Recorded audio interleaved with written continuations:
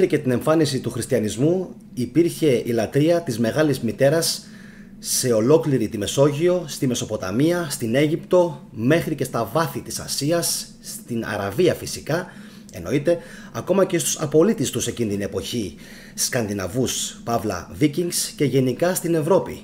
Υπήρχε μια πολύ μεγάλη τάση των ανθρώπων να λατρεύουν τη γη, τάση η οποία δυστυχώς διακόπηκε με την έλευση του χριστιανισμού και δυστυχώς στην Ελλάδα του σήμερα, του 2023, δεν έχει μείνει κανένας απολύτως μυστικισμός από τα μυστήρια της Μεγάλης Θεάς, παρά μόνο κάποιες λιγοστές αντιγραφές που έχουν παραμείνει μέχρι και σήμερα στο πρόσωπο της Παναγίας, της μητέρας του Ιησού, στην οποία θα κάνω σε λίγο ειδική αναφορά μόλις σας δείξω σε ποιο σημείο του πλανήτη, και πιστέψτε με θα πάθετε σοκ, έχει επιβιώσει η λατρεία της Μεγάλης Μητέρας.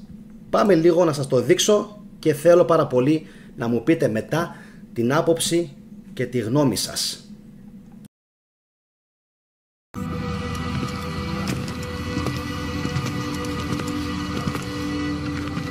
Nabız alamıyorum. Cihazı hazırla hemen. Dur bırak. Ya bırak hele.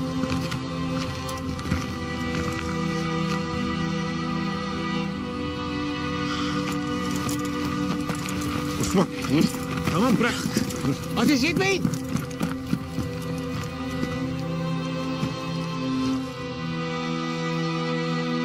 Sen tüm kainatın annesisin. Doğanın kendisisin. Zamanın ötesinden gelen ilahi güçlerin toplamısın. Ruhların kraliçesi, hayat ve ışıksın.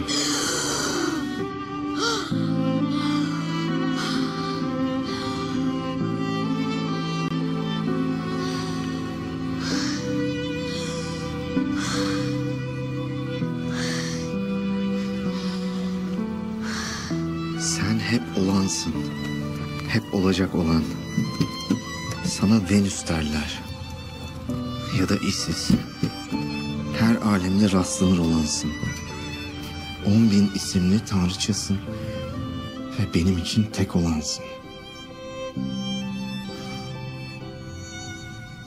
Baba bu nasıl olur? Ben eğer o çömlekleri 5 yaşında yaptıysam... Atiye'yi bulman gerekiyor Erhan. Atiye bu soyun belki son varisi. 2 gün sonra kapı açılacak. Ve ben bu sefer oğlum için orada olacağım. Size ihtiyacım yok. Yok.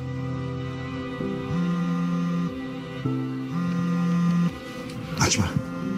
Açma. Önce sana bir şey dinletmek istiyorum.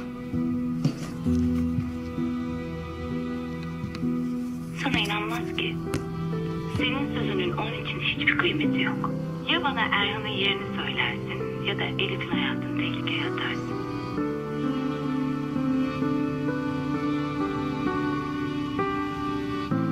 Artık kime gitmen gerektiğini biliyorsun oğlum.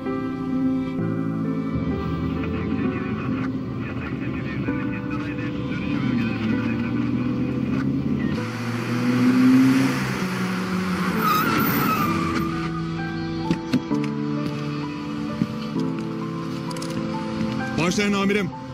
Atiye'yi almak zorundayım.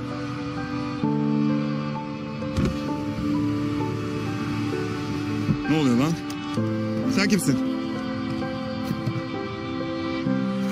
Allah kahretsin. Hadi kaybol. Atiye, bak bunu uzun süre yapamam kızım. Şimdi kaç ve ne yapmam gerekiyorsa ben neler olup bittiğini anlayana kadar yap. Tamam. Bu arada çocuğunu da doğurmayı başarabilirsen beni hatırlarsın. Hadi. Teşekkür ederim baba. Teşekkür etmen gereken kişi ben değilim.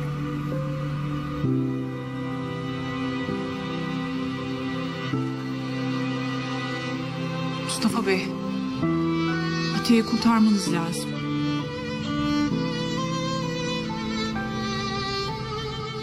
Yeniköy sularında bir erkek cesedi bulundu. Kim kimlik bilgisi tespit edilen şahsın ünlü iş adamı Serdar Yılmaz'ın oğlu Ozan Yılmaz olduğu açıklandı. Kıyıya vurmuş hareketsiz bedeni gören vatandaşlar durumu Melek. olay yeri inceleme çalışmalara devam ederken Melek. Meleğim. Canım. Hayır. Hayır.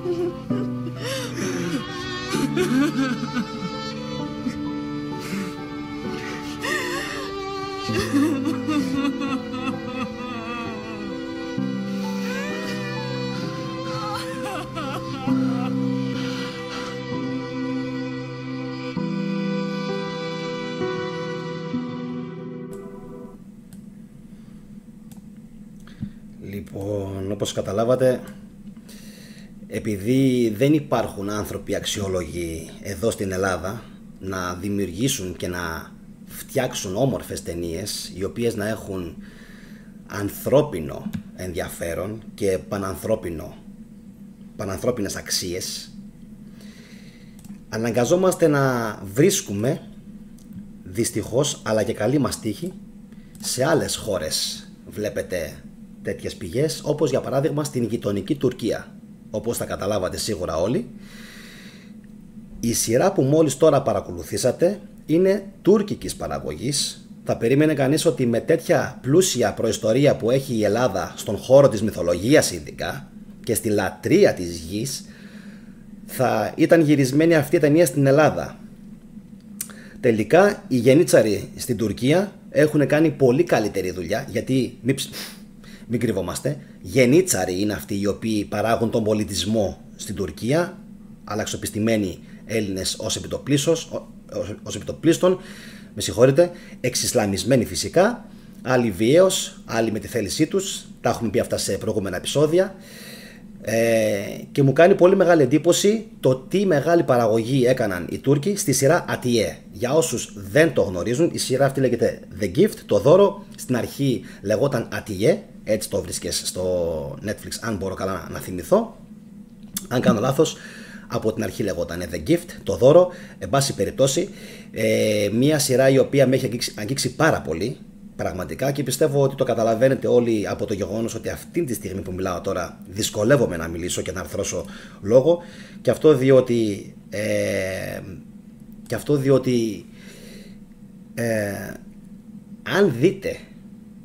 αν μπείτε στον κόπο, που πολλοί φίλοι μου δεν το έκαναν, καθαρά και μόνο λόγω ρατσισμού, αν μπείτε στον κόπο και δείτε αυτήν την συγκεκριμένη σειρά, θα κατανοήσετε αμέσως το πόσο μεγάλο βάθος έχει, το τι μυστήριο έχει, το ότι είναι συνδεδεμένη με τον Göbekli Tepe, με τον Σύριο που σας έδειξα σε μια φωτογραφία εννοείται, και σε λίγο που θα σας κάνω πιο μεγάλη ανάλυση θα σας δείξω και τι ακριβώς δείχνει η ταινία και πώς συνδέεται συγκεκριμένα με το Σύριο και με τον Göbekli Tepe. Ελπίζω αυτή η εισαγωγή που σας έκανα μόλις τώρα να σας έδωσε να καταλάβετε ότι δυστυχώς για τους νεοέλληνες οι Τούρκοι είναι πιο συνδεδεμένοι με το μυστικισμό από ότι οι Έλληνες.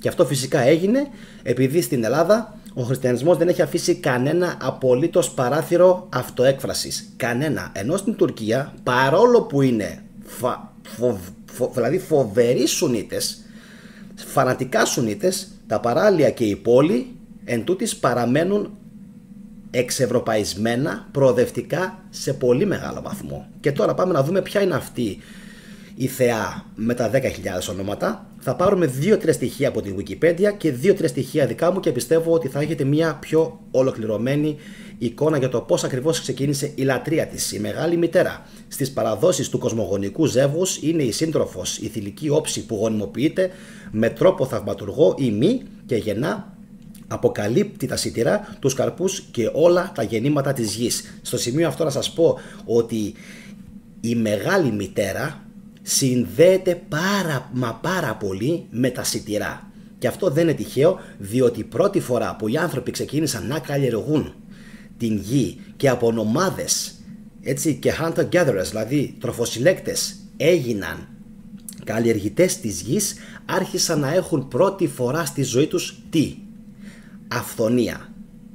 Αυθονία. Και αυτός ήταν ο λόγος για τον οποίο ξεκίνησαν να λατρεύουν τόσο πολύ την μεγάλη μητέρα. Ήταν αδιανόητο και απαράδεκτο για τους ανθρώπους εκείνης της εποχής κάθε φουρνιά που θα έβγαινε ένας καρπός να μην θυσιάζεται, σε εισαγωγικά, έτσι, με την καλή έννοια, στη μητέρα γη, σαν ένα μεγάλο ευχαριστώ, διότι τους προσφέρει αυτούς τους καρπούς. Και μη γελιέστε, στην Ελλάδα όλες οι θεές, Άρτεμη, Αθηνά, Αστεία, Αφροδίτη, Ήρα και Δήμητρα, είναι λίγο πολύ απόϊχοι της λατρείας της μεγάλης μητέρας, της τροφού των ανθρώπων, η οποία λατρευόταν πριν την εισαγωγή της Ολύμπιας θρησκείας στον ελλαδικό χώρο, και όπως βλέπουμε ψήγματά της έχουν καταφέρει να επιβιώσουν στον χαρακτήρα που έχουν πολλές φορές οι ίδιες οι Ολύμπιες θεότητες. Όλες οι θεότητες της Ευρώπης και της Αιγαιακής Λεκάνης προήλθαν από μία θεότητα της νεολιθικής μητριαρχίας, αναφέρει η Wikipedia, και δεν αναφέρω ολόκληρη τη φράση γιατί λέει Ινδοευρωπαϊκή, και εμένα με ξέρετε διαφωνώ κάθετα με αυτήν την θεωρία περί Ινδοευρωπαίων. Λοιπόν, τώρα, τους αιώνες κατά τους οποίους διαμορφωνόταν ο χριστιανισμός υιοθέτησε και μεταμόρφωσε χαρακτηριστικά θρησκευτικών παραδόσεων που προηγήθηκαν ή και χρειάστηκε να ανταγωνιστεί. Η απόδοση τιμών στο πρόσωπο της Παναγίας, της Καινής Διαθήκης, της μητέρας του Ιησού Χριστού, αποτελεί πολύ μεταγενέστερη δογματική εξέλιξη που περιέλαβε στοιχεία προηγούμενων θηλυκών θεοτήτων. Και αυτό είναι γεγονός, διότι αν διαβάσετε καλά την Καινή Διαθήκη, θα δείτε ότι πουθενά απολύτως δεν γίνεται τιμή στο πρόσωπο της Παναγίας. Και αυτό όταν γράφτηκαν τα Ευαγγέλια, μη λέμε ότι θέλουμε, το 300 με 400 μετά Χριστόν, η γυναίκα δεν μετρούσε. Εκείνη την εποχή επί χριστιανισμού η γυναίκα δεν μετρούσε. Την είχαν υποβιβάσει σε ένα ευτελές αντικείμενο, το οποίο μάλιστα πολλές φορές, και μάλιστα όλοι οι ιεράρχες και όλοι οι θεολόγοι και όλοι οι πατέρες της Εκκλησίας έλεγαν ότι πρέπει να το αποφεύγεις, διότι είναι βδελιρό και μίασμα. Αν μπορεί κάποιος να βάλει το μυαλό του να επεξεργαστεί αυτές τις πληροφορίες, θα πάθει σοκ το πώς ακριβώς αντιμετώπιζαν οι χριστιανοί τις γυναίκες. Εντάξει, είναι πραγματικά φοβερό. Λοιπόν, τώρα θα συνεχίσω και να πω ότι ως μητέρα του Θεού και Θεοτόκος, γιατί αυτό δεν ισχύει στην αρχή, άρχισε να ισχύει πολύ αργότερα, ενσωμάτωσε στοιχεία θηλυκών θεότητων που επί χιλιετίες, γράφει η Wikipedia, πιστευόταν ότι συντηρούσαν τους επαναλαμβανωμένους εποχικούς κύκλους θανάτου και αναγέννησης. Αυτό που σας έλεγα λίγο πιο πριν με την Άνοιξη, εντάξει, με την νέα σοδιά που αποκτούσαν οι άνθρωποι, και φυσικά με όλες αυτές τις γιορτές οι οποίες είχαν πολύ μεγάλη σημασία για τους αρχαίους ανθρώπους. Ήδη πριν από τον 6ο αιώνα αποδόθηκαν στην Παναγία χαρακτηριστικά όπως η αϊπαρθενία, ενώ πριν δεν υπήρχε αυτό, γιατί άραγε, αντιγραφή είναι, η οποία ήδη ίσχυε για την Αθηνά και την Άρτεμη, καθώς επίσης και για την Ίσιδα και πολλές άλλες θεότητες, και η θέση της βασίλισσας του ουρανού και της μεσολαβήτριας, σε εισαγωγικά, υπέρ της ανθρωπότητας, όπως συνέβαινε με την ευρέως διαδεδομένη λατρεία της Ίσιδας στην Αίγυπτο. Έχω πει άπειρες φορές, και το ξέρετε πάρα πολύ καλά, ότι ο χριστιανισμός είναι μια πλαστογραφημένη θρησκεία. Είναι αντιγραφή του Μηθραϊσμού, σε πολύ μεγάλο βαθμό του Άδωνη, οτιδήποτε έχει σχέση με τον Ιησού. Φυσικά έχουν αντιγράψει την Αίγυπτο και φυσικά και έχουν αντιγράψει την αρχαία Ελλάδα σε πολύ μεγάλο βαθμό, για να μπορέσουν τελικά να κάνουν αυτήν την δύσκολη αποδοχή, την οποία κατάφεραν με το σπαθί, όπως ξέρετε όλοι. Τώρα, να σας πω ότι η λατρεία της Μεγάλης Μητέρας, με τα 10.000 ονόματα, ήταν στενά συνδεδεμένη με το φεγγάρι γενικότερα, αλλά και με τις φάσεις του φεγγαριού ειδικότερα, κάτι που παραμένει μέχρι σήμερα σε μεγάλο βαθμό σε κάποια χωριά της υπαίθρου, σε χώρες της Ασίας, ιδίως στο Λεβάντε, αλλά και στην Αυστρία, προσέξτε, στην Αυστρία, όπου σχεδόν όλες οι γεωργικές εργασίες προγραμματίζονται με βάση τη σελήνη. Επαναλαμβάνω, στην Αυστρία μέχρι και σήμερα σχεδόν όλες οι γεωργικές εργασίες γίνονται με βάση τις φάσεις της σελήνης. Είχα πριν λίγα χρόνια διαβάσει ένα βιβλίο από μια γυναίκα η οποία ήταν κάτοικος Αυστρίας, αυστριακιά, έτσι. Αλλά δυστυχώς έχω χάσει το βιβλίο της. Ήταν ένα καταπληκτικό βιβλίο το οποίο μιλούσε για τις φάσεις της σελήνης και για το πώς, τι, πότε πρέπει να κάνεις. Εντάξει, καταπληκτικό βιβλίο. Τώρα πάμε. Πολύ σημαντική πληροφορία. Εικάζεται πώς ξεκίνησε η λατρεία της. Εικάζεται ότι η λατρεία της έχει ως απαρχή το σημερινό Göbekli Tepe στην Τουρκία, όσο και αν δεν μπορείτε να το πιστέψετε. Φυσικά σημερινό, έτσι. Παλαιότερα θα σας πω σε λίγο. Το οποίο την παλιά εποχή κατοικήθηκε πάρα πολύ πιθανόν από Λεβαντίνους, Κρήτες και Αιγιάτες, όπως θα δείξουμε σε επόμενα επεισόδια, και αποτελεί παγκόσμιο ομφαλό, όπως εξάλλου και η Γκίζα αλλά και η Δελφή, άρα είναι σεισμογενείς περιοχές που επίσης συνδέονται όλες και με τον Σύριο αλλά και με το άστρο του Κοινός. Βέβαια αυτές όλες οι πληροφορίες τώρα που σας είπα είναι πάρα πολλές, είναι μαζεμένες, απλά τις λέω για όσους θέλουν να πάρουν μία πρώτη γεύση του τι θα λέμε στη συνέχεια στο κανάλι. Επαναλαμβάνω ότι το Göbekli Tepe συνδέεται με τη λατρεία της Μεγάλης Μητέρας, επειδή αποτελεί παγκόσμιο ομφαλό, εντάξει, συνδέεται και με το Σύριο, συνδέεται και με το άστρο του Κοινός, λοιπόν, το οποίο εκφράζει, όπως ξέρετε πάρα πολύ καλά όσοι έχετε παρακολουθήσει Ναυσίνο, τους αρχαίους Έλληνες και την καταγωγή μας. Έτσι, το ότι σήμερα λέγεται Göbekli Tepe η περιοχή δεν σημαίνει ότι είναι τουρκική ή ότι ήταν πάντα τουρκική, έτσι. Αυτό να το έχετε φυσικά πάντα υπόψη σας. Απλά σημαίνει ότι την έχουν καταλάβει οι σημερινοί κάτοικοι της Τουρκίας. Εντάξει, τα λέω προς αποφυγή παρανόησης. Λοιπόν, αυτά είχα να σας πω. Εύχομαι το βίντεο να σας άρεσε. Εγώ προσωπικά προσπάθησα να το ανεβάσω σαν απλό βίντεο. Ο αλγόριθμος δεν μου το επέτρεψε, οπότε το έκανα σε ζωντανή σύνδεση.